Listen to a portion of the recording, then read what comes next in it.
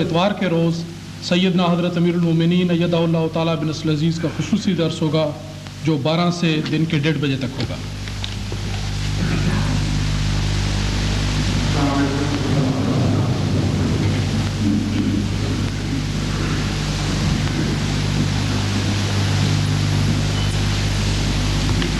अस्सलाम वालेकुम, अज़ान दे दें।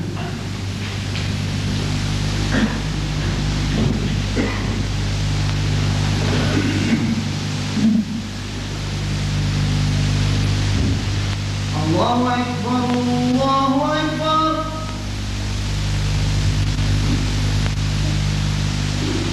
अल्लाहु अकबर, अल्लाहु अकबर।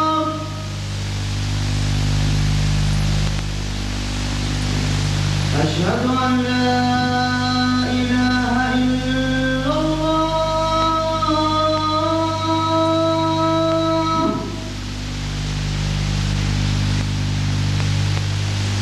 अशहदु अन ला इलाहा इल्लल्लाह,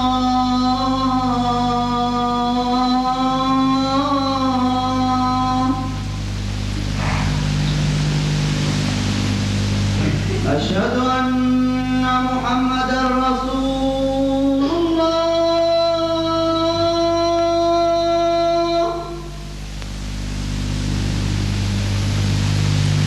अशहदु अन्न मुहम्मदर रसूलुल्लाह।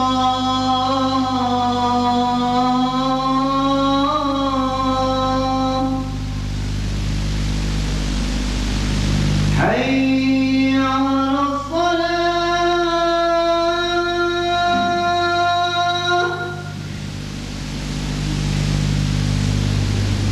हय्य अलस्सलाह,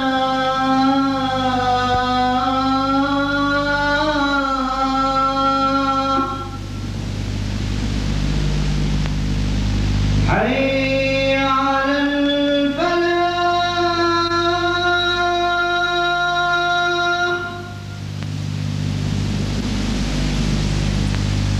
हय्य अलल फलाह।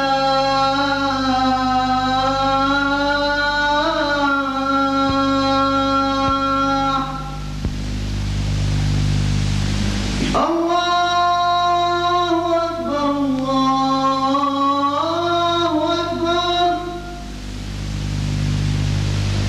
ला इलाहा इल्लल्लाह।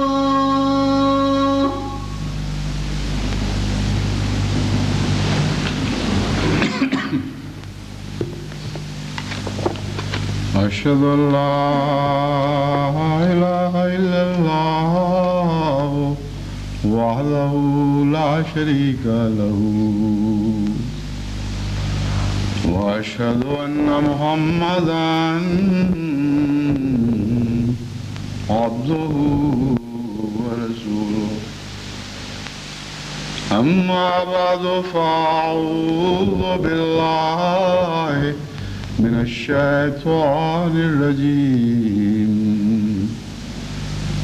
बिस्मिल्लाहिर रहमानिर रहीम।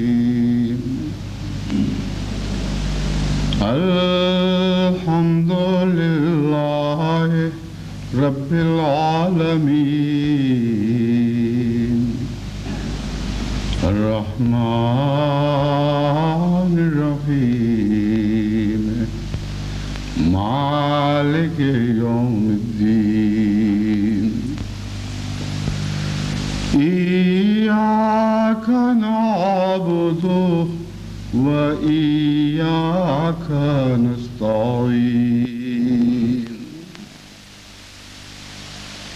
इहदिना सिरातल मुस्तकीम, सिरातल लज़ीना अन्अमत अलैहिम,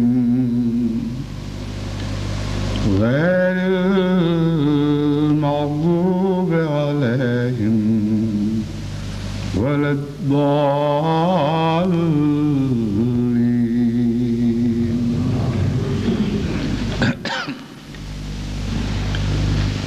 गुज़श्ता 2 खुतबात से उस तिजारत का जिक्र चल रहा है जिसके मुतल्लिक़ अल्लाह ताला फरमाता है کہ اگر تم اللہ اور رسول پر ایمان لاؤ اور خدا کی راہ میں اپنے اموال بھی پیش کرو اور جانیں بھی، تو اللہ تعالیٰ تمہیں عذاب علیم سے نجات کی خوشخبری دیتا ہے۔ اور اس کے علاوہ اور بھی بہت سی خوشخبریاں ہیں۔ اس ضمن میں مالی قربانی کا ذکر تو میں پہلے کر چکا ہوں۔ اب میں نہایت اختصاص کے ساتھ یہ بتانا چاہتا ہوں کہ اللہ تعالیٰ کے فضل کے ساتھ جماعت کو انفس کی قربانی کا بھی بہت موقع میسر آیا ہے۔ انفس کی قربانی میں سے ایک تو وہ قربانی ہے جو پاکستان میں ایک لمبے عرصے سے مسلسل خدا کے حضور پیش کی جا رہی ہے۔ اس میں شہادتیں بھی شامل ہیں اور صالحیت کے اعلیٰ نمونے بھی داخل ہیں، اور بہت ہی لمبی کہانی ہے، اس کو میں یہاں نہیں چھیڑنا چاہتا۔ میں صرف یہ مختصر بتانا چاہتا ہوں کہ جن لوگوں کی ہمدردی میں جماعت مالی قربانی کر رہی ہے، ان کے لیے انفس کی قربانی اور محنت اور جہاد میں بھی مصروف ہے۔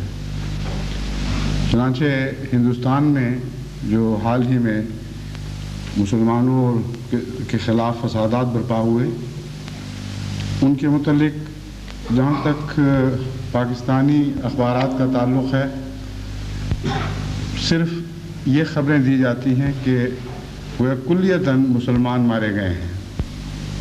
حالانکہ یہ بات درست نہیں ہے۔ جب فسادات شروع ہو جائیں تو پھر دونوں طرف سے ایک خواہ دفاع میں ہو یا جارحانہ کارروائی کی جاتی ہے۔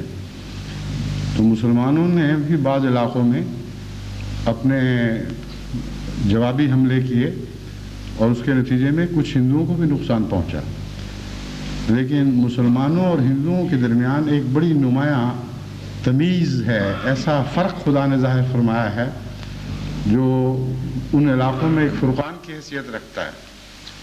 مسلمانوں نے کسی عورت کی بے حرمتی نہیں کی، کسی مظلوم عورت سے زیادتی نہیں کی، لیکن ہندوؤں نے کثرت کے ساتھ مسلمانوں کی عزتیں لوٹی ہیں، اور بوسنیا میں جو سلوک بہت بڑے پیمانے پر مسلمانوں سے کیا گیا ہے، ایک حد تک بمبئی میں اور دوسرے ہندوستان کے علاقوں میں مسلمانوں سے کیا گیا۔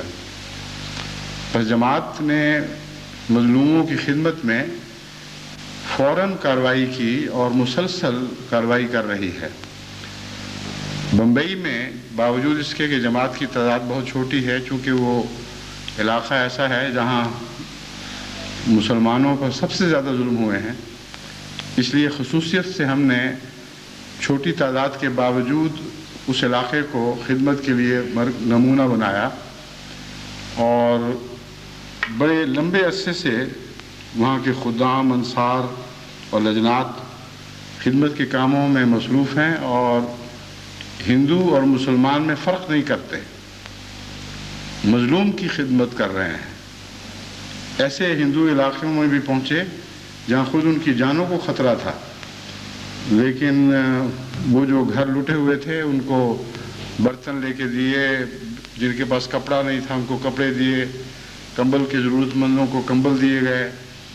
اور اب ایک نیا پروگرام ہے جس کے تابع ہندوؤں کے علاقے میں بھی، لیکن زیادہ تر مسلمانوں کے علاقے میں جہاں بہت زیادہ مکان جلے ہیں، وہاں مکانوں کی تعمیر نو میں جماعت احمدیہ خدا کے فضل سے بھرپور حصہ لے رہی ہے، اور اس پر بہت زیادہ خرچ بھی آ رہا ہے۔ لیکن میں نے بمبئی کی جماعت کو یہ ہدایت کی ہے کہ خرچ کی پرواہ نہ کریں، نیک کاموں پر جو خرچ جماعت کرتی ہے وہ خدا تعالیٰ عطا فرماتا ہے، اور بظاہر ہماری جیبوں سے نکلتا ہے، لیکن حقیقت یہی ہے کہ حضرت مسیح موعود علیہ الصلوۃ والسلام نے اس خدمت کو مختصر الفاظ میں یوں بیان فرما دیا ہے: سب کچھ تیری عطا ہے، گھر سے تو کچھ نہ لائے۔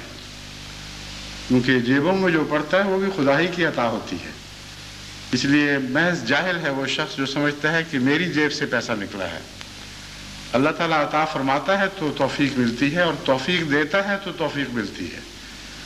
ورنہ ایسے ہیں جن کے پاس دولتوں کے پہاڑ ہیں، ان کو کوئی توفیق نہیں مل رہی کہ وہ غریب مسلمانوں کی خدمت کریں یا دکھتی ہوئی انسانیت کی خدمت کریں، خواہ وہ مسلمان ہو یا ہندو ہو یا سکھ ہو۔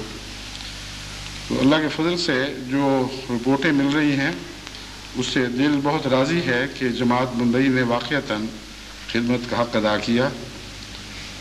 دیکھتے ہیں لوگوں کو اوڑھنے کے لیے کمبل، پہننے کے لیے کپڑے، کھانا پکانے کے لیے برتن، کھانے پینے کی اشیاء اور جنس کی سپلائی، نہانے دھونے کے لیے صابن اور دیگر ضروریات باہم پہنچائی جا رہی ہیں۔ پھر نقل مکانی کر کے دوسری جگہوں پر جانے والوں کو ٹکٹیں خرید کر دی جا رہی ہیں۔ 160 خاندانوں کو اب تک کھانا پکانے اور کھانے کے برتن دیے گئے ہیں۔ یہ ایک رپورٹ میں تھا، بعد میں پھر اور بھی اس میں شامل ہوتے گئے۔ ایک ہندو تنظیم سے تعارف حاصل کر کے ایک علاقے کے ہندو گھرانوں کو برتن، کپڑے وغیرہ پیش کیے گئے۔ چند روز قبل جماعت کو ایک ایسی جگہ کا علم ہوا جہاں ریلیف نہیں پہنچا تھا۔ جماعت نے فوری طور پر وہاں پہنچ کر وہاں انتظام کیا۔ 2 ہندو تنظیمیں ایسی تھیں جن کے ساتھ تعاون کے ساتھ جماعت نے بکثرت ہندوؤں میں کھانا پکانے کے برتن وغیرہ دیگر ضروری سامان مہیا کیے۔ اب جماعت یہ پروگرام بنا رہی ہے، یہ آخری پروگرام انہوں نے لکھا ہے کہ تعمیر نو شروع کر کے جلے ہوئے مکانوں کو رہائش کے قابل بنایا جائے۔ تو یہ خبر پہلے کی ہے، اسی وقت فیکس کے ذریعے ان کو میں نے اطلاع کر دی تھی کہ جو بھی بجٹ ہے منظور ہے، جو آئندہ بھی خرچ ہوگا انشاءاللہ جماعت مہیا کرے گی، آپ خدمت کرتے رہیں۔ اس کے علاوہ ایک کام خدمت کا جماعت نے یہ کیا ہے کہ جہاں نفرتوں کے نتیجے میں آگ بھڑک اٹھنے کے خطرات تھے، وہاں بروقت پر حکمت کارروائی کے ذریعے فسادوں سے علاقے کو محفوظ رکھا۔ اور یہ ایسا عمدہ کام تھا کہ ہندوستان کے بعض ٹیلی ویژن اسٹیشنوں پر بھی، ٹیلی ویژن کے ذریعے بھی بعض جگہ، بعض علاقوں میں، یعنی صوبائی ٹیلی ویژن کے ذریعے یہ منظر دکھایا گیا کہ کس طرح ہندو مسلمان آپس میں عقل کے ساتھ اور حکمت کے ساتھ رہ رہے ہیں، اور ان علاقوں میں بروقت پر حکمت کارروائی کے ذریعے فسادات کا ازالہ کیا گیا۔ یو پی میں خاص طور پر جو راجستھان کا علاقہ ہے وہاں بھی، اور یو پی کے مختلف علاقوں میں جماعت نے بروقت مسلمان اور ہندو لیڈروں سے مل کر ان کو عقل دی، سمجھایا، اور خدا کے فضل سے وہاں ہر قسم کے خطرات ٹل گئے۔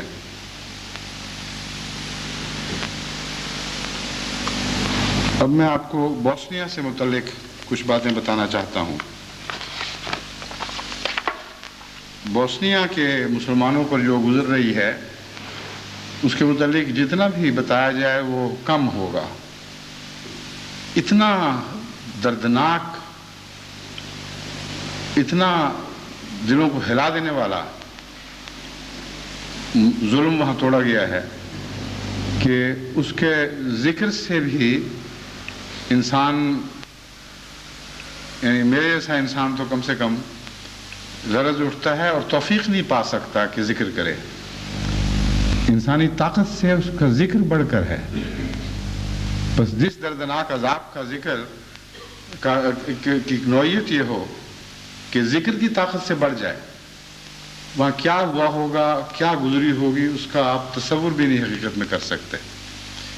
اس ضمن میں جو کارروائیاں کی جا رہی ہیں ان سلسلے میں ایک فوری کارروائی یہ ہے کہ بوسنیا سے ایک ٹیلی ویژن کا نمائندہ وفد کل سے یہاں آیا ہوا ہے، اور سویڈن کے کچھ نمائندے جو اس خدمت میں پیش ہیں وہ بھی یہاں پہنچے ہوئے ہیں۔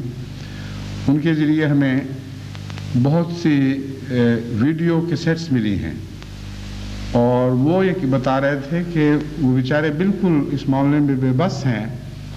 بہت تھوڑا ہے جو دنیا کے ٹیلی ویژن پہ دکھایا جاتا ہے، اور بوسنیا کی حکومت اس وقت جس قسم کے مختلف مسائل میں گھری ہوئی ہے، ان میں ایک بہت بڑا مسئلہ اقتصادی مسئلہ ہے۔ فوجیوں کو وردیاں تک لے کر دینے کے پیسے نہیں ہیں، ہتھیار خریدنے کے پیسے نہیں ہیں، ٹیلی ویژن کے ذریعے پروپیگنڈا تو یہ بات کی باتیں ہیں. تو انہوں نے درخواست کی کہ ہماری طرف سے جماعت احمدیہ یہ خدمت قبول کرے.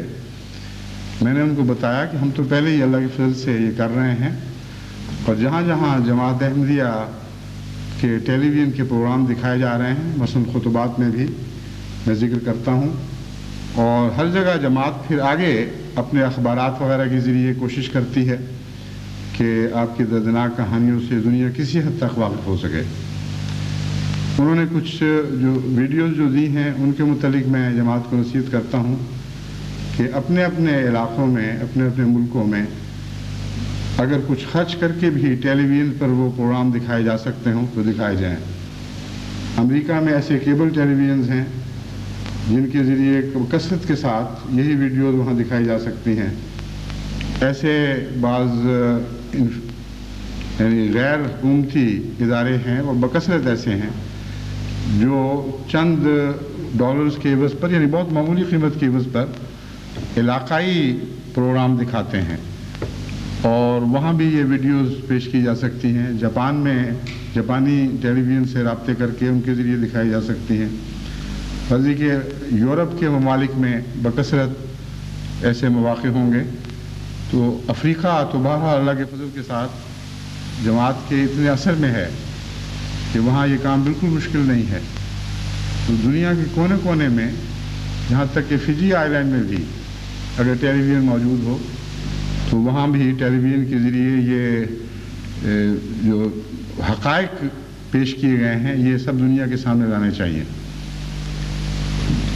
بوسنیا کی خدمت کے سلسلے میں یورپین جماعتیں اللہ کے فضل سے بہت ہی مستعد ہیں اور بڑے گہرے اور وسیع رابطے ہیں، اور حیرت ہوتی ہے کہ کس طرح اتنی بڑی تعداد میں مہاجرین کی خدمت پر بعض چھوٹی چھوٹی جماعتیں بھی مسلسل انتھک معمور ہیں، اور جتنا خدمت کرتی ہیں اتنا ان کا خدمت کا جذبہ بڑھتا جاتا ہے، تھکتے نہیں ہیں.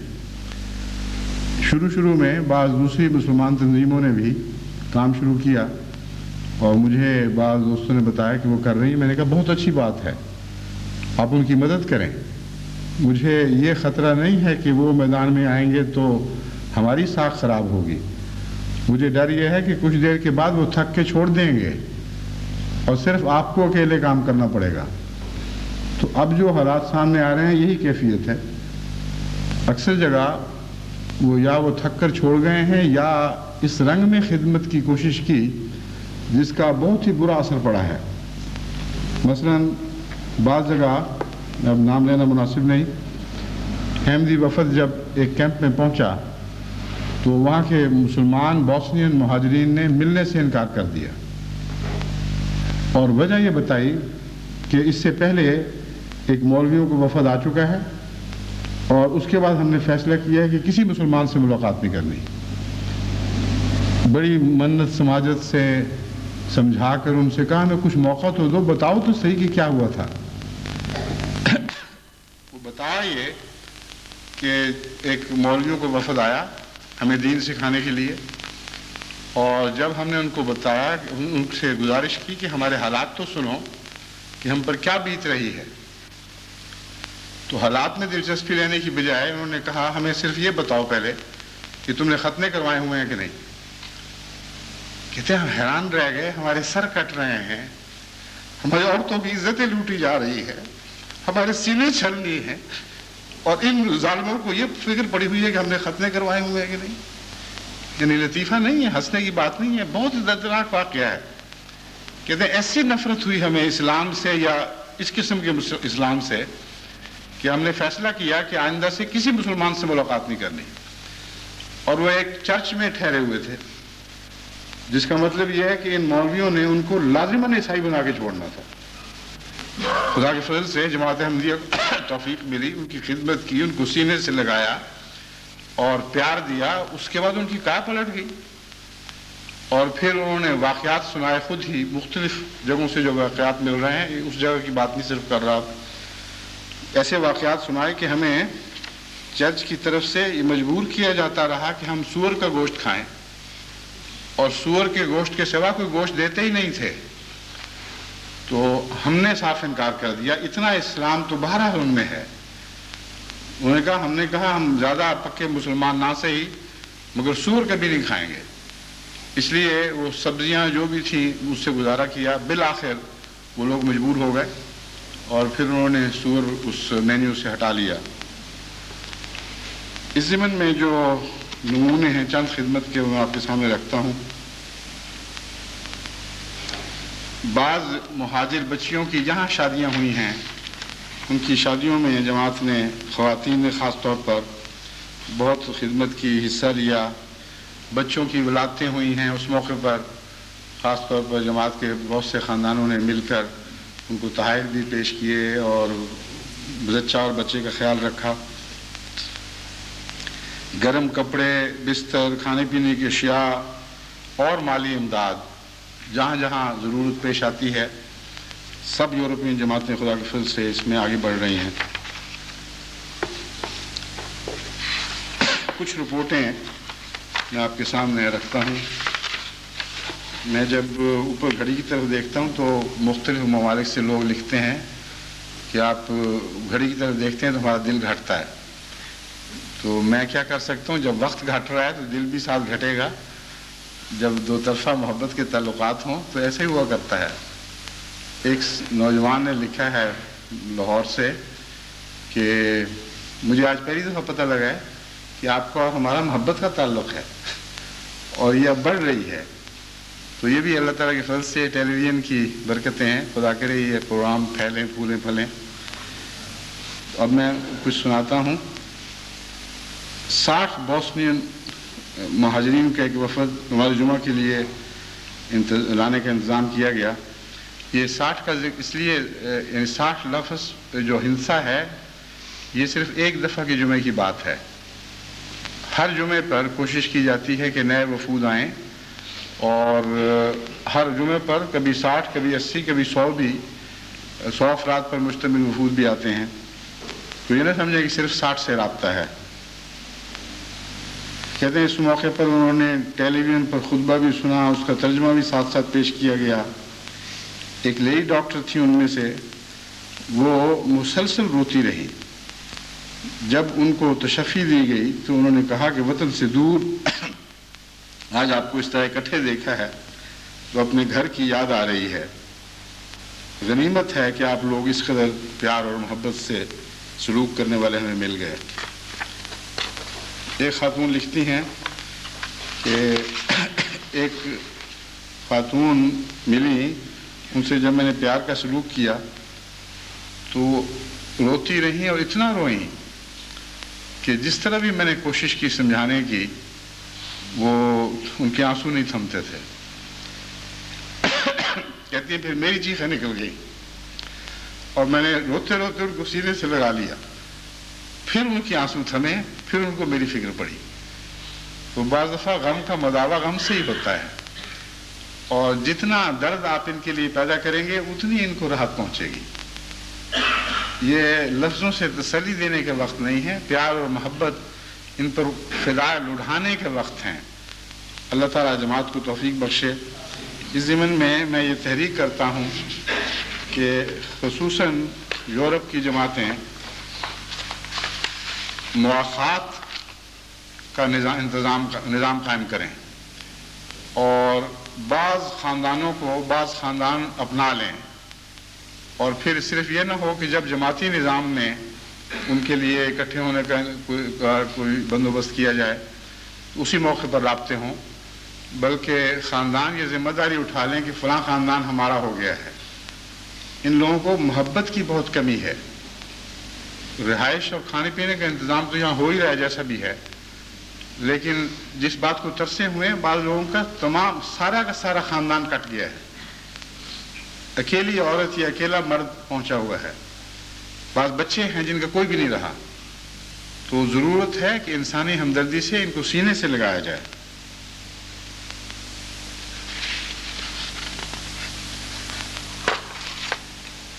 ایک محمد خاتون نے بڑے جذباتی انداز میں کہا کہ آپ ہماری خدمت تو کرتے ہیں مگر دعائیں کریں کہ ہمیں ہمارا بوسنیا واپس مل جائے. ہم سے اب बोस्निया की जुदाई बर्दाश्त नहीं होती। 2 लेडी डॉक्टर्स थी, उन्होंने कहा कि हम तो सिर्फ नाम के मुसलमान थे, हमें इल्म नहीं था कि इस्लाम क्या है। ये हमारे लिए तस्कीन का मूजिब है ये बात कि एक जमात ऐसी है जिसका मरकज़, जिसका खलीफा हमारे लिए भी उसी तरह दर्दमंद है जिस तरह आप लोगों की तकलीफ में होता है, और सारी जमात जो खिदमत कर रही है उसके नतीजे में अब हमें इस्लाम पर फ़ख्र पैदा हो गया है। हम इन मुल्कों में शर्माते थे पहले इस्लाम से, अब हम बड़े फ़ख्र से उन लोगों को बता रहे हैं कि हाँ हम मुसलमान हैं।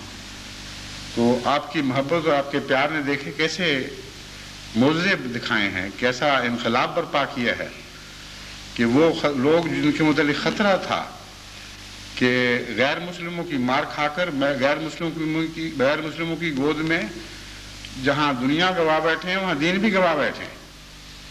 यानी बाज़ गैर मुस्लिमों ने उनकी दुनिया छीनी, उनसे भागे तो जो गोद में असर आई वो भी गैर मुस्लिमों की, और उन्होंने दीन छीनने की कोशिश की। तो जमात अहमदिया को ये इस खिदमत की तौफीक मिल रही है कि हज़रत अक़दस मोहम्मद मुस्तफ़ा सल्लल्लाहु अलैहि वसल्लम के नाम लेवाओं के लिए अपनी जानें भी पेश कर रही है, अपने अमवाल भी पेश कर रही है, और उनको हर किस्म के बैरूनी ख़तरात से बचाने के लिए कोशां है। इस ज़िमन में एक और तहरीक भी करनी चाहता हूँ कि चूँकि इन लोगों को हथियारों की शदीद ज़रूरत है और वर्दियों वगैरह की और बूटों की, इस किस्म की चीज़ों की भी, जो कुछ हमें यूरोप से मुयस्सर आता है आर्मी डिपोज वगैरह से, हम इंशाअल्लाह पहले भी भेज रहे हैं और भी लेकर भिजवाते रहेंगे, लेकिन हथियारों की सप्लाई हमारे बस में नहीं है, और बाज़ ममालिक में वो खिलाफ कानून भी है। तो मैं समझता हूँ ऐसे मुसलमान ममालिक जहाँ बाज़ अहमदी फ़ौज से रिटायर हुए हों और जहाँ हुकूमत की हमदर्दी और हुकूमत की ब्लेसिंग भी उनको शामिल हो, हुकूमत के साए तले वो आज़ादी से ये खिदमत कर सकें, वो ऐसी प्राइवेट एसोसिएशंस बनाएं जिनमें बोस्निया को हथियार मुहैया करने का प्रोग्राम शामिल हो, और सिर्फ इसमें अहमदियों को मेंबर न बनाएं बल्कि गैर अहमदी बाज़ लोगों को भी मेंबर बनाएं। ये वक्त ऐसा नहीं है कि उसमें फ़िरकों की तफरीक किसी तरह भी काम की राह में हायल हो। आप पहल कर जाएं, यही आपका सवाब काफ़ी है, लेकिन कसरत से अपने गैर अहमदी हमदर्द भाइयों को साथ मिलाएं, ऐसे एसोसिएशंस कायम करें जो हुकूमतों से भी राब्ते करें और दूसरे ऐसे ज़राए से जो गैर हुकूमती ज़राए होते हैं और जिनके ज़रिए हथियार मिल जाया करते हैं, हथियार लेकर फिर कोशिश करें कि उनको किसी तरह बोस्निया पहुंचाया जाए। ये काम हुकूमत की मदद से मुमकिन है और वसी पैमाने पर एसोसिएशंस के क़याम के ज़रिए या मजालिस के क़याम के ज़रिए ऐसा किया जा सकता है और ज़रूर करना चाहिए।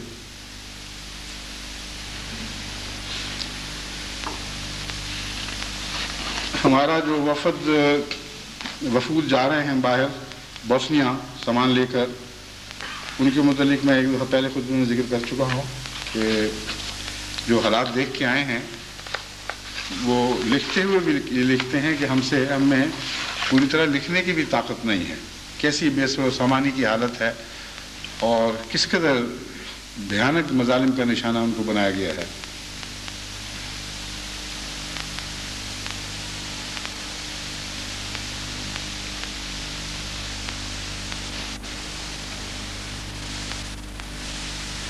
कहते हैं एक जगह हम जब खिदमत कर रहे थे तो एक मोहम्मद खातून हमारे पास आके बैठ गईं और अपने अजीज़ों की तस्वीरें दिखाएं जो सर्बिया के जुर्म की भेंट चढ़ चुके थे। उनकी आंखों से तस्वीरें दिखाते हुए आंसू रवा थे। हमारा दिल भी आंसू बहा रहा था, लेकिन बेबसी का कभी ऐसा आलम नहीं हुआ जो अब इन मजलूमों को देख कर होता है। उनकी दिलजोई की कोशिश तो की, लेकिन जब अपना दिल ही तसल्ली न पाता हो तो उनके ज़ख्म कैसे मुंतमिल होंगे। उन्हें बताया कि उनके टाउन की आबादी 6-7 हज़ार थी। इस खातून के सिवा जो यहाँ पहुँची थी ایک بھی زندہ نہیں بچا، تمام کے تمام بھیڑ بکریوں کی طرح یا قتل ذبح کیے گئے یا گولیوں کا نشانہ بنائے گئے، اور پھر بقیہ گاؤں کو تمام تر جلا کر خاکستر کر دیا گیا۔ انگلستان کی جماعت میں واٹفورڈ کی جماعت کا پہلا نمبر ہے، کیونکہ یہیں سے خدا کے فضل سے نہایت ہی مؤثر رابطوں کا آغاز ہوا تھا۔ جب پہلا وفد یہ یہاں انگلستان یہ واٹفورڈ کی جماعت مسجد لندن میں لے کے آئی اور ہماری ملاقات ہوئی اور آپس میں بہت سی محبت اور پیار کی باتیں ہوئیں، تو ایک محمد دوست نے کہا کہ بہت دکھوں میں سے میں گزر کے آیا ہوں، ساری زندگی میری پڑی ہوئی ہے پیچھے، لیکن میں سمجھتا ہوں کہ آج یہ میری زندگی کا بہترین دن ہے۔ اور ایک دوست نے کہا کہ بار بار کہہ رہا تھا خون کے متعلق، تو میں نے کہا شاید ان کو خون چاہیے، میں نے کہا ہاں خون بھی حاضر ہے ہمارا، تو اس نے کہا نہیں، پھر اس نے سمجھایا، مترجم نے یہ کہنا چاہتا ہے کہ میرا دل چاہتا ہے کہ ہم ایک دوسرے کے ساتھ خون ملا لیں، اور جس طرح دودھ بھائی ہوتے ہیں ہم دونوں خون بھائی بن جائیں۔ تو ان لوگوں میں محبت کے جواب میں بڑی محبت پائی جاتی ہے، تھوڑی سی آپ ان کے لیے قربانی کریں، یہ آگے سے فدا ہوتے ہیں اور بہت اعلیٰ اخلاق کے مالک ہیں، اور خدا کے فضل کے ساتھ ان سے تعلقات کے نتیجے میں آپ کے اخلاق بھی سدھریں گے، کیونکہ ان میں بعض ایسی اخلاقی قدریں میں نے دیکھی ہیں جو جماعت میں بھی اس شان سے نہیں ہیں، اس کثرت سے نہیں ہیں۔ تو اللہ تعالیٰ توفیق دے یہ اس طرح ملیں کہ ہم ان کی بہترین چیزیں لے لیں اور یہ ہم سے بہترین چیزیں اور اسلام اور دین اور اس پر کیسے عمل کیا جاتا ہے یہ باتیں بھی سیکھیں۔ لیکن میں یہ نصیحت کرتا ہوں کہ خدمت کو تبلیغ کا ذریعہ بنانے کی خاطر اختیار کرنا ظلم ہے۔ خدمت کے نتیجے میں اگر دل مائل ہوں تو یہ ایک الگ بات ہے، لیکن تبلیغ کی خاطر خدمت نہیں کرنی، کیونکہ قرآن کریم میں جہاں جہاں میں نے خدمت کا مضمون دیکھا ہے کہیں بھی ایک جگہ بھی مجھے یہ بات دکھائی نہیں دی کہ تبلیغ کی خاطر اپنا دین پھیلانے کی خاطر خدمت کرو، بلکہ خدمت کے ذکر میں دین کا ذکر ہی کوئی نہیں۔ تمام بنی نوع انسان کی بلا تمیز مذہب و فرقہ و ملت رنگ و نسل ایک عام خدمت کا مضمون چلتا ہے، اور بنی نوع انسان سے جو حضرت اقدس محمد مصطفیٰ صلی اللہ علیہ وآلہ وسلم کی رحمت کا تعلق ہے، یہ دراصل وہی مضمون ہے جو بیان کیا جاتا ہے۔ آپ کو رحمت للمسلمین نہیں فرمایا، رحمت للمومنین نہیں فرمایا، رحمت للعالمین فرمایا ہے۔ بس یہ جو ابتدائی انسانی خدمتیں ہیں بلا تمیز مذہب و ملت، یہ محمد مصطفیٰ صلی اللہ علیہ وآلہ وسلم کی رحمت ہی ہے جس کے آپ آگے ساقی بنیں گے، اس رحمت کے جام بھر بھر کے دنیا کو پلائیں گے۔ تو یہی وہ روح ہے جس کو آپ کو ضرور قائم رکھنا ہوگا۔ یہاں انگلستانی کی بات ہے، ایک موقع پر ایک کیمپ سے جماعت کا گہرا رابطہ تھا، تو ان کو پیغام ملا ایک اور مسلمان تنظیم کا کہ آپ ہم سے کیوں نہیں ملتے، آپ ہمارے پاس تشریف لائیں۔ انہوں نے کہا، ان سے پوچھا کیونکہ وہ ان کے زیر احسان تھے، ان کی شرافت تھی، انہوں نے کہا آپ کو اجازت ہے کہ ہم ان کے پاس جائیں؟ انہوں نے کہا شوق سے جائیں، اگر کوئی اور وہ خدمت آپ کی کر سکتے ہیں تو بہت اچھا ہے، اور ہم تو اس بات کو خدمت میں داخل ہی نہیں سمجھتے کہ مذہبی یا فرقے کی تفریق کی جائے۔ وہ گئے اور کچھ دیر کے بعد سخت نالاں ہو کے واپس آئے۔ انہوں نے کہا کیوں، کیا ہوا ہے؟ جواب یہ دیا کہ جب ہم ان سے ملے ہیں تو جاتے ہی پہلے احمدیت کی گالیاں دینی شروع کر دی اور ہمیں سمجھانے لگے یہ تو کافر ہیں۔ تو ہم نے ان سے کہا کہ اگر کافر ہیں تو پھر یہ کافر اچھے ہیں، کیونکہ آپ سے ملنے کے لیے انہوں نے ہمیں نہیں روکا، اور آپ عجیب مومن ہیں کہ ان سے ملنے کے لیے روک رہے ہیں جو ہمیں آپ کے پاس بھیج رہے ہیں۔ یہ جو بائیکاٹ کا مضمون ہے اس قسم کا، یہ ہماری سمجھ سے بالا ہے، یہ اسلام کی طرف سے نہیں ہو سکتا۔ اور واقعتاً انہوں نے بہت گہری بات کی ہے، مسلمان ملاؤں کو کون سمجھائے کہ حضرت اقدس محمد مصطفیٰ صلی اللہ علیہ وآلہ وسلم کے بائیکاٹ کی تعلیم دی جاتی تھی. آپ نے کبھی بائیکاٹ کی تعلیم کسی اور کے خلاف نہیں دی. مومنوں کی آپس میں جب ناراضگی ہوئی، غلطی ہوئی، تو ایک دو موقع پر اللہ تعالیٰ کے حکم سے عارضی طور پر بائیکاٹ مومنوں کا کیا گیا ہے. کافروں کا یا غیر مذہب والوں کے بائیکاٹ کا کہیں کوئی ذکر نہیں ملتا. بس ہم تو حضرت محمد مصطفیٰ صلی اللہ علیہ وآلہ وسلم کے غلام ہیں، بینگنوں کے غلام تو نہیں ہیں. اس لیے ہم تو آپ ہی کی سنت پر عمل کریں گے، اور یہی سنت ہے جو زندہ رہنے کے لائق ہے. بس مسلمان تو دوسری تنظیمیں کئی ابھی تک کام کر رہی ہیں، خاص طور پر بعض فلسطینی تنظیمیں ہیں جو اللہ کے فضل سے بڑے اخلاص سے بہت ہی مستقل مزاجی سے خدمت کر رہی ہیں. ان سب کے ساتھ ہمارا تعاون رہے گا، اور جماعت کی طرف سے کم از کم کبھی کوئی ایسی بات نہیں ہونی چاہیے جس کے نتیجے میں کسی قسم کی فرقہ وارانہ تفریق پیدا ہو یا اس کا وہمی دلوں میں پیدا ہو. ہاں، جو خود پوچھے یا مذہب کی ضرورت کے لیے بعض چیزوں کی طلب کرے، جیسے کہ لوگ پوچھتے ہیں قرآن کریم کا ترجمہ یا نماز کا ترجمہ وغیرہ، وہ تو ہم بہرحال انشاءاللہ پیش کریں گے.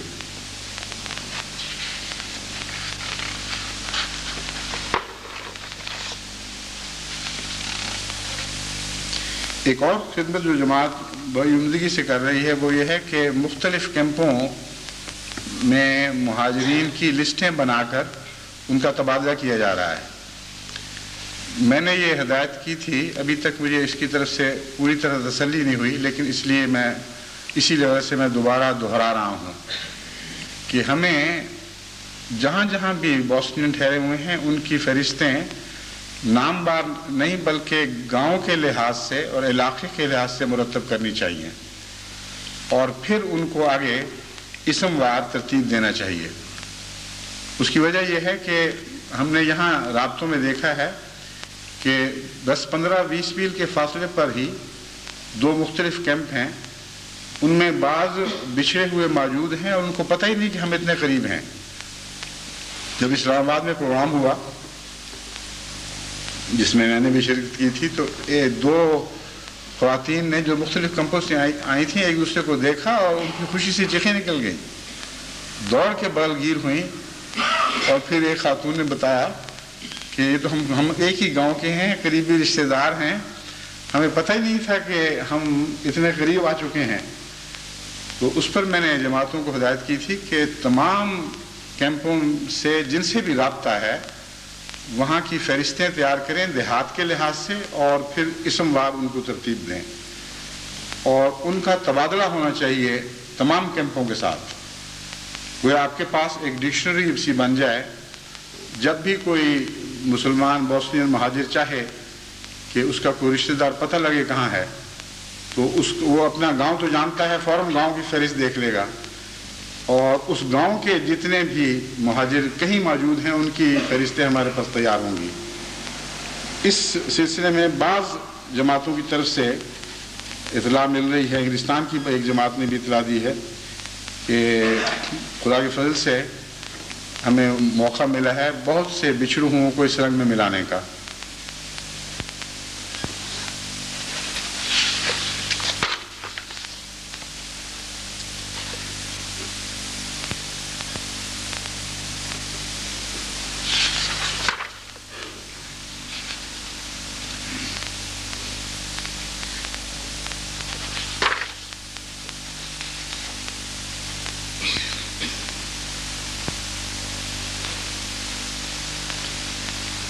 ایک جگہ ایک اور جگہ خبر بھی اسی قسم کی آئی کہ وہاں بعض غیر احمدی وفود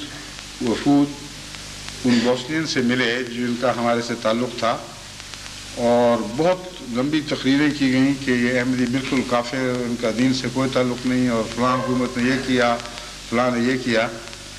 سب باتیں سن کر ان کو زیادہ تو نہ بات سمجھ آئی ہوگی، اور انگریزی دان بھی بہت کم ہیں ان میں سے، مگر جو جانتا تھا انگریزی اس نے ساری باتیں سنی اور آخری جواب صرف اتنا دیا، احمدیز ویری گڈ مسلمس. جنہوں نے دیکھیں آنکھوں سے کہ اچھے مسلمان ہیں، وہ کانوں کی باتوں پہ کیسے اعتبار کر جائیں گے. جو آنکھ دیکھتی ہے اس کا اعتبار بہت زیادہ ہے اس کی نسبت جو کان سنتا ہے. ایک لیڈی ڈاکٹر کے متعلق لکھا ہے کہ انہوں نے کہا آپ پہلے وہ مسلمان ہیں جنہوں نے ہمارے زخموں پر پھاہ رکھنے کی کوشش کی ہے، لیکن ساتھ ہی بڑے جذباتی رنگ میں کہا کہ آپ کا قصور ہے کہ پہلے کیوں نہ ہم تک پہنچے. ہم گرجوں سے وابستہ رہے اور سال کا پہلا دن وہاں معلوم ہوتا ہے اس کو بہت اہمیت دی جاتی ہے. ایک گرجے میں گزارا، کاش آپ پہلے آئے ہوتے تو ہم مسجد میں جا کر وہ سال کا پہلا دن بسر کرتے. بہرحال اب ساری جماعت کو ان لوگوں کے حالات دنیا کے سامنے لا کر اور جو باتیں میں نے آپ کے سامنے نہیں رکھی ہیں ان کو پیش نظر رکھ کر بڑی مستعدی کے ساتھ نئے منصوبے بناتے ہوئے اپنے مظلوم بھائیوں کی خدمت کرنی چاہیے. اور میں امید رکھتا ہوں کہ چونکہ خطبے اب براہ راست سنائے جاتے ہیں اس لیے اب وہ فکر نہیں رہی کہ منتظمین بات سنیں اور آگے نہ پہنچائیں اور پانی کھیتوں تک پہنچنے کی بجائے کھالے ٹوٹ ٹوٹ کر ہی بہہ جائے. اب تو خدا کے فضل سے ایک ایک پودا نظر کے سامنے ہے اور میں ان کو اپنی ایمان اور محبت کی آنکھوں سے دیکھ رہا ہوں اور وہ مجھے براہ راست اپنی جسمانی آنکھوں سے بھی دیکھ رہے ہیں. تو اس کی بڑی برکت ہے. اتنی جلدی دنیا سے جواب آتے ہیں کہ آدمی حیران رہ جاتا ہے. ایک تحریک ہوئی اور فوراً دنیا کے کونے کونے سے فیکسز آنے شروع ہو گئیں کہ ہماری طرف سے یہ حاضر ہے، یہ حاضر ہے، اب یہ پروگرام بنا رہے ہیں. اس سے پہلے مہینوں لگ جایا کرتے تھے اور اس کے باوجود بھی تسلی نہیں ہوتی تھی. بھاری اکثریت ایسی تھی جس سے واقعتاً خلافت کا رابطہ کٹا ہوا تھا اور اب جب یہ رابطہ قائم ہو رہا ہے تو حیرت انگیز پاک تبدیلیاں پیدا ہو رہی ہیں. میں نے گزشتہ خطبے میں ذکر کیا تھا کہ انشاءاللہ بعض پرانے صحیفوں میں جو یہ مضمون بیان ہوا ہے کہ آئندہ زمانے میں یہ ہونے والا ہے اس کا ذکر کروں گا. کسی دوست نے کہا کہ صحیفوں سے مراد تو الہی صحیفے ہوتے ہیں. یہ بات درست نہیں.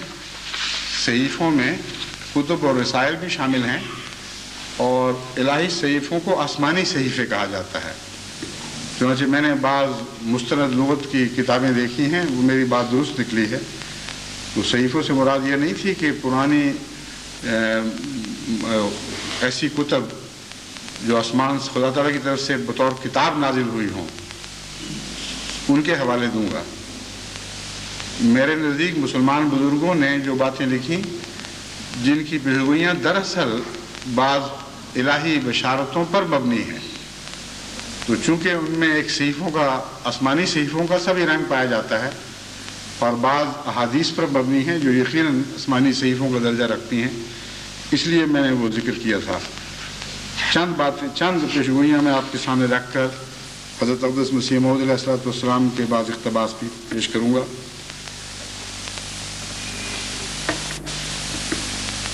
ایک مولانا شاہ رفیع الدین ابن شاہ ولی اللہ صاحب، مولانا شاہ رفیع الدین ابن شاہ ولی اللہ محدث دہلوی کی ایک کتاب ہے قیامت نامہ. اس کے صفحہ 4 پر جو مطبع یہ کتاب مطبع مجتبائی دہلی سے شائع ہوئی ہے، صفحہ 4 پر یہ درج ہے: و در وقت بیت آوازی از آسمان شود بئی عبارت حاضہ خلیفۃ اللہ المہدی فاسمعوا له واطیعوا. وہیں آواز خاص و عام مکان، خاص و عام میں عام مکان ہمہ بشنودن شنوند ہے. غالباً مجھے فارسی سے زیادہ واقفیت نہیں، غلطی ہو تو معاف چاہتا ہوں. ترجمہ اس کا یہ ہے: بیعت کے وقت آسمان سے ان الفاظ میں آواز آئے گی کہ یہ اللہ کا خلیفہ مہدی ہے، اس کی بات غور سے سنو اور اس کی اطاعت کرو. اور یہ آواز اس جگہ کے تمام خاص و عام سنیں گے. پھر مہدی موعود جلد 13 بحار الانوار صفحہ 1118 پر جو علامہ مجلسی، یہ کتاب ہے بحار الانوار جس کا ترجمہ علامہ مجلسی نے کیا ہے. اور دارالکتب الاسلامیہ تہران ایران سے شائع ہوئی ہے. اس میں لکھا ہے انا قائمنا، حضرت صادق امام جعفر صادق کے الفاظ ہیں یہ. انا قائمنا اذا قام مد اللہ لشیعتنا فی اسماعہم و ابصارہم حتی یکون بینہم و بین القائم برید یکلمہم فیسمعون وینظرون الیہ وہو فی مکانہ، کہ ہمارے امام قائم جب مبعوث ہوں گے تو اللہ تعالیٰ ہمارے گروہ کے کانوں کی سنوائی اور آنکھوں کی بینائی کو بڑھا دے گا، یہاں تک کہ یوں محسوس ہوگا کہ گویا امام القائم ان کے درمیان کا فاصلہ ایک برید یعنی ایک اسٹیشن کے برابر رہ گیا ہے. یعنی ڈاک کی جو مناظر ہوتی ہیں اس سے مراد بریز ہے. چنانچہ جب وہ ان سے بات کریں گے تو انہیں سنیں گے اور ساتھ دیکھیں گے بھی، جبکہ وہ امام اپنی جگہ پر ہی ٹھہرا رہے گا. تو یہ بھی ایک عظیم شان پیشگوئی تھی اور بالکل واضح جو اللہ تعالیٰ نے اس طرح پوری فرمائی ہے. اس میں ایک خاص بات قابل ذکر یہ ہے کہ اس سے عام دنیا کی دید اور دنیا کی سنوائی مراد نہیں ہے جو عام آنکھوں سے دیکھی جاتی ہے. ورنہ حضرت امام جعفر صادق یہ نہ فرماتے کہ ہمارے گروہ کے کانوں کی سنوائی اور آنکھوں کی بینائی کو بڑھا دے گا اللہ تعالیٰ. مطلب یہ ہے کہ وہ لوگ جو تعلق رکھیں گے اور بات سننا چاہیں گے اور دیکھنا چاہیں گے ان کو اللہ تعالیٰ توفیق دے دے گا کہ دور بیٹھے بھی وہ دیکھ بھی لیں اور سن بھی لیں. تو ساری دنیا تو ان پروگراموں میں شامل نہیں ہو رہی، وہ جو محبت کا تعلق رکھتے ہیں وہی آتے ہیں اور وہی سنتے ہیں. تو ہمارے گروہ کی بینائی کو بڑھانا بھی ایک لطیف اشارہ ہے. حضرت امام باقر نے فرمایا، اور یہ المہدی الموعود المنتظر کتاب سے حوالہ دیا گیا ہے، الفاظ ان کے یہ ہیں: ینادی مناد من السماء باسم المہدی فیسمع من بالمشرق ومن بالمغرب حتی لا یبقى راقد الا استيقظ. کہ امام باقر نے فرمایا حضرت امام مہدی کے نام پر ایک منادی والا آسمان سے منادی کرے گا، اس کی آواز مشرق میں بسنے والوں کو بھی پہنچے گی اور مغرب میں رہنے والوں کو بھی، یہاں تک کہ ہر سونے والا جاگ اٹھے گا. اس میں ایک بڑی وضاحت ہے جس کو احمدی تو ویسے پہلے ہی سمجھتے ہیں، لیکن بعض جو دوسرے مہمان آتے ہیں ان کی خاطر میں تصدیق کرنا ضروری سمجھتا ہوں کہ نعوذ باللہ مجھے نہ امام مہدی سمجھ لیں. حضرت امام باقر نے اس مضمون کو کھول دیا ہے کہ امام مہدی اور ہوگا اور وہ جو منادی کرنے والا ہے وہ اور ہوگا، اور وہ اس کے نام پر منادی کرے گا. چنانچہ میں نے بھی جب اس پروگرام میں عالمی پروگرام میں شرکت کی تو حضرت اقدس مسیح موعود علیہ السلام کا نام دنیا تک پہنچایا، نہ کہ نعوذ باللہ خود مہدی بن کر ظاہر ہوا.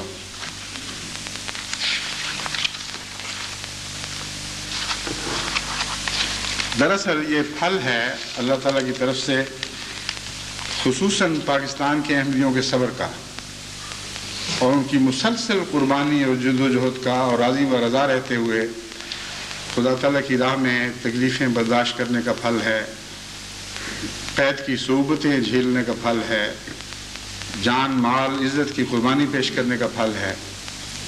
چنانچہ حضرت اقدس مسیح موعود علیہ السلام کی بعض تحریروں سے یہی معلوم ہوتا ہے کہ ایسا ہونا مقدر تھا اور ضرور تھا کہ جماعت صبر کے امتحانوں میں ڈالی جاتی اور اس کے نتیجے میں خدا تعالیٰ یہ برکتیں بخشتا. مولوی ابو رحمت صاحب نے ایک دفعہ عرض کی، حضور میرے واسطے دعا فرمائی جاوے کہ بیشتر تو میری زندگی اور رنگ میں تھی، مگر اب جب سے میں نے اعلان حضور کے عقائد کی اشاعت اپنا فرض مقرر کر لیا ہے تو میری برادری بھی مخالف ہو گئی ہے اور در پہ آزار ہے، اور عام طور سے لوگ بھی مجموعوں میں کم آتے ہیں. اسی قسم کا ایک واقعہ حضرت اقدس محمد مصطفیٰ صلی اللہ علیہ وسلم کے زمانے میں بھی ہوا جب ایک صحابی نے عرض کی کہ یا رسول اللہ آپ پر ایمان لانے سے پہلے تو میری اور شان تھی، میں قبیلے میں بڑی عزت کی نگاہ سے دیکھا جاتا تھا، کسی کی مجال نہیں تھی کہ میری طرف انگلی اٹھا سکے، لیکن اب تو گلیوں کے کمینے بھی مجھ پر باتیں کرتے ہیں۔ تو اسی قسم کے درد میں ڈوبے ہوئے الفاظ میں انہوں نے حضرت مسیح موعود علیہ السلام سے اپنا حال کہ حضور اپنا حال پیش کیا، تو آپ نے فرمایا آپ صبر سے کام لیں اور استقلال رکھیں، آپ دیکھ لیں گے کہ پہلے سے بھی زیادہ لوگ آپ کے مجمع میں جمع ہوں گے اور ساری مشکلات دور ہو جائیں گی۔ ایسی مشکلات کا آنا از بس ضروری ہے، دیکھو امتحان کے بغیر کسی کی کچھ قدر نہیں ہوتی۔ دنیا ہی میں دیکھ لو کہ پاسوں کی کیسی پوچھ ہوتی ہے کہ کیا پاس کیا ہے، بس جو لوگ خدائی امتحان میں پاس ہو جاتے ہیں پھر ان کے واسطے ہر طرح کے آرام و آسائش، رحمت اور فضل کے دروازے کھول دیے جاتے ہیں۔ پھر حضرت اقدس مسیح موعود علیہ السلام نے فرمایا، نزول یہ تحریر ہے جو پیش کر رہا ہوں، خطبہ الہامیہ میں سے یہ اقتباس لیا گیا ہے۔ نزول کے لفظ میں جو حدیثوں میں آیا ہے یہ اشارہ ہے کہ مسیح کے زمانے میں امر اور نصرت انسان کے ہاتھ کے وسیلے کے بغیر اور مجاہدین کے جہاد کے بغیر آسمان سے نازل ہوگی، اور مدبروں کی تدبیر کے بغیر تمام چیزیں اوپر سے نیچے آئیں گی۔ گویا مسیح بارش کی طرح فرشتوں کے بازوؤں پر مسیح بارش کی طرح فرشتوں کے بازوؤں پر ہاتھ رکھ کر آسمان سے اترے گا۔ انسانی تدبیروں اور دنیاوی ہیلوں کے بازوؤں پر اس کا ہاتھ نہ ہوگا، اور اس کی دعوت اور حجت زمین میں چاروں طرف بہت جلد پھیل جائے گی۔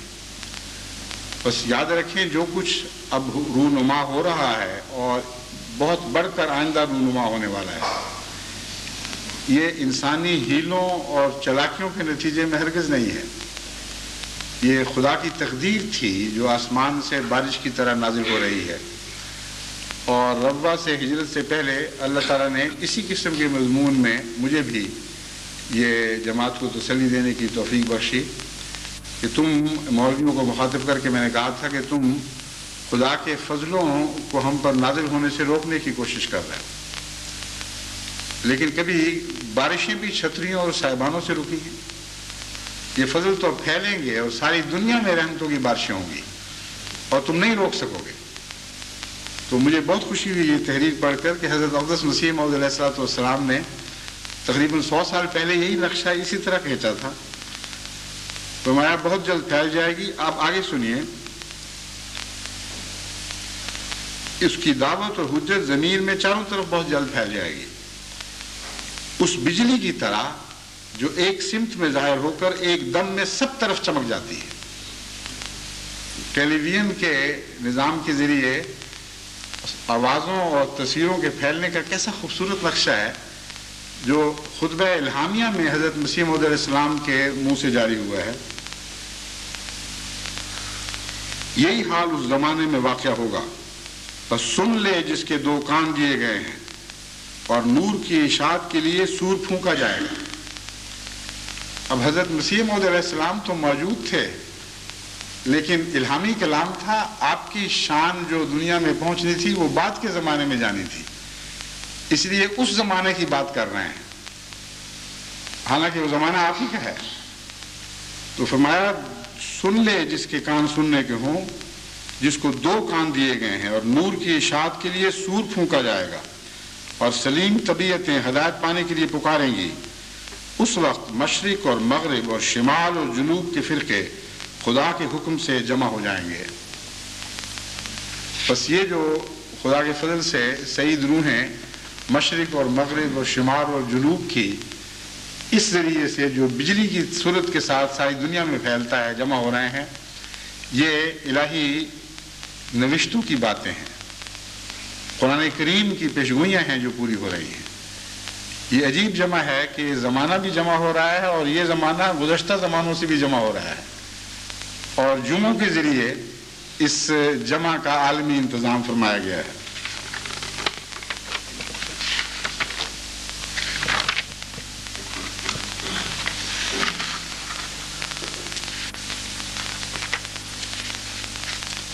ایک اب دوستوں کے چند اقتباسات، جتنا وقت ہے میں آپ کے سامنے رکھ دیتا ہوں، باقی پھر انشاءاللہ۔ ہندوستان سے ایک دوست لکھتے ہیں، آپ سے ملاقات کا ایک عجیب سا موسم شروع ہوا ہے۔ حضرت مسیح موعود علیہ السلام نے بھی ان معنوں میں موسم بہت پیارے انداز میں موسم ہوتے ہیں لوگوں کے آنے کے اور جانے کے بھی، یہ جو فرمایا ہے۔ تو اب خدا تعالیٰ محبت کے نتیجے میں فصاحت و بلاغت عطا کرتا ہے۔ اب زیادہ پڑھے ہوئے دوست نہیں ہیں جن کا یہ خط ہے، مگر دیکھیں کیسا پیارا فقرہ لکھا ہے۔ آپ سے ملاقات کا ایک عجیب سا موسم شروع ہوا ہے جس میں جو سرور ہوتا ہے وہ بیان نہیں کیا جا سکتا۔ ایک لاہور کے نوجوان لکھتے ہیں، عالمی بیعت کے وقت آنکھیں آنسوں سے تر تھیں اور جسم پر کپاہٹ طاری تھی۔ یوں لگتا تھا جیسے اللہ تعالیٰ تمام حجاب توڑ کر ہمارے جلسے میں شریک ہے۔ اس دن پوری دنیا گم تھی اور صرف خدائی بول رہی تھی۔ اس روز پروردگار نے ہماری پیاسی روحوں کی پیاس کو بجھا دیا، اور بعض لکھتے ہیں کہ بجھا دیا اور پھر بھڑکا بھی دیا ساتھ ہی۔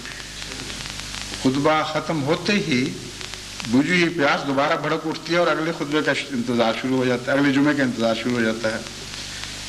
ایک دوست لکھتے ہیں، ڈش اینٹینا کے ذریعے خطبات سن کر اپنے اندر بہت تبدیلی محسوس کر رہا ہوں۔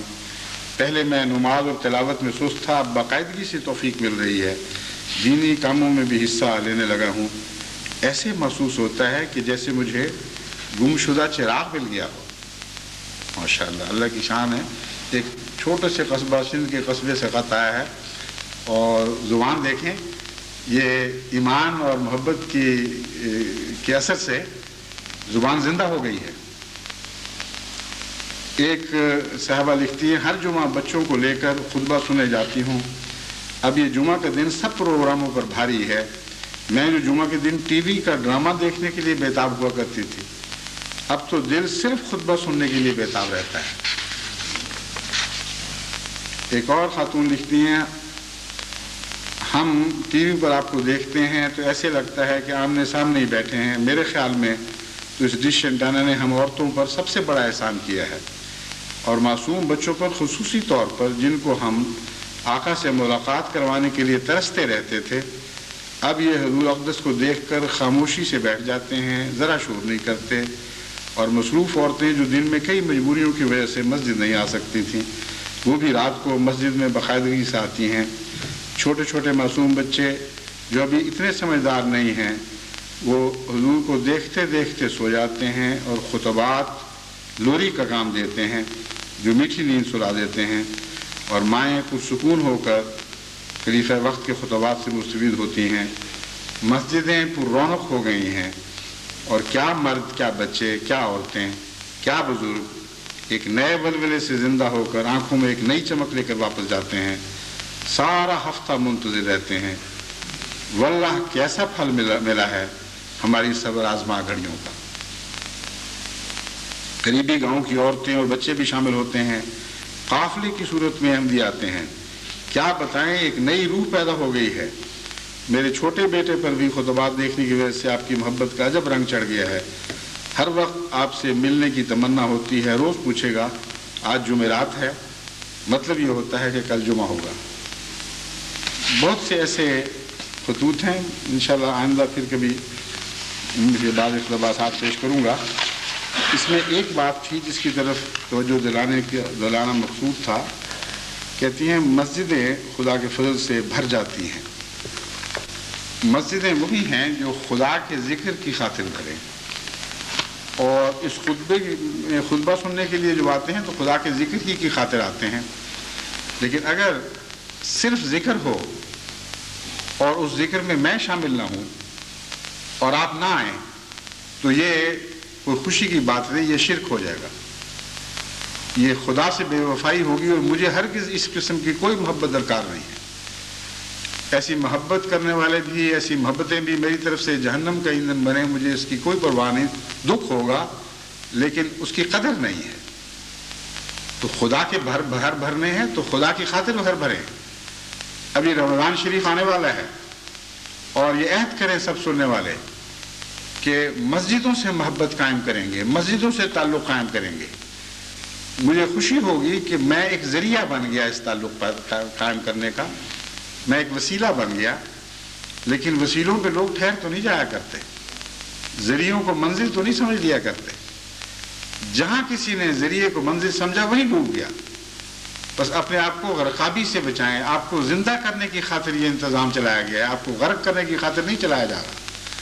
بس خصوصیت سے رمضان میں دعائیں کرتے ہوئے عاجزی کے ساتھ سر جھکاتے ہوئے داخل ہوں اور اللہ سے یہ عرض کریں کہ تجھ سے جو تعلق بھی جس رنگ میں بھی قائم ہو جائے وہ پھر ہمیشگی کا تعلق ہو, تو ایک دائمی تعلق ہو, ایک عروہ وثقی پر ہمارا ہاتھ پڑ جائے, کسی کی مجال نہ ہو کہ ہمارے ہاتھ کو اس عروہ وثقی سے توڑ کے الگ کر سکے.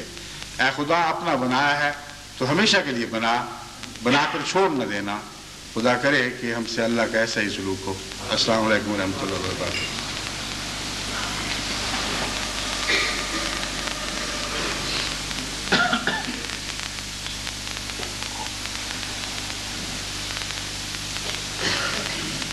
الحمد لله نحمده ونستعينه ونستغفره ونؤمن به ونتوكل عليه ونعوذ بالله من شرور أنفسنا ومن سيئات أعمالنا ونعوذ بالله من شرور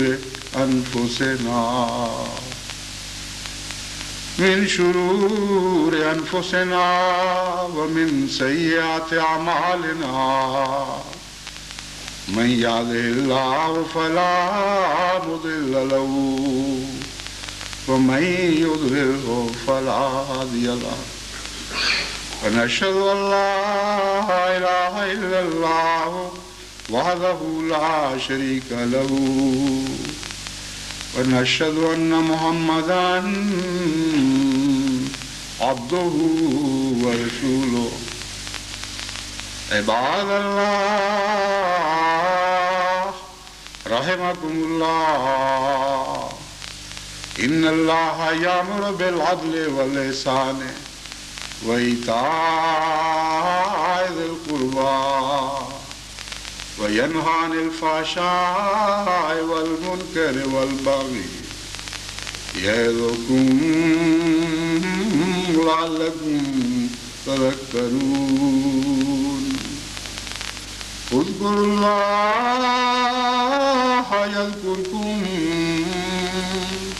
وادعوه يستجب لكم ولذكر الله أكبر.